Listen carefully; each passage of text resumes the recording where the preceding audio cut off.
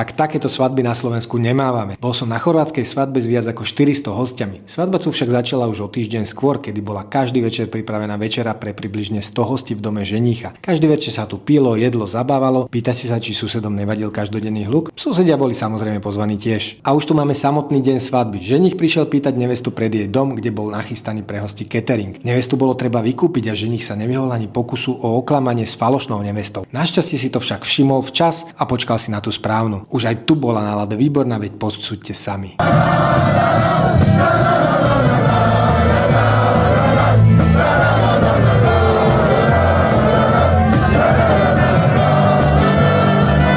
Zablokovanie dopravy pri presune na svadobný obrad nerobí Chorvátom problém. Po obrade sa znova zabávalo spolu s kapelou, ktorá bola prítomná úplne všade. A už sme na samotnej svadbe, kde nemohol chýbať bar s miešanými drinkami, ktorý zožal veľký úspech. Keďže nevesta bola Slovenka, nechýbali všade okrem chorvátskych aj slovenské vlajky a dokonca sa hrala aj slovenská hymna. Zábava a jedlo boli výborné, nechýbali špeciality ako chobotnicový šalát alebo sépiové risotto. Po polnoci hodil každý host mladomanželom obálku do veľkej truhlice a na oplatku dostal zaujímavý darček. Hádzanie kytice bolo obzvláštne tým, že v kytici boli natlačené peniaze, aby mali slobodné dievčatá väčšiu motiváciu ju chytiť. A aby toho nebolo málo, deň po svadbe sa ešte čas hostí zúčastnilo neskorého obeda. Ja som následne cestoval domov, ale povráva sa, že svadba ešte stále neskončila.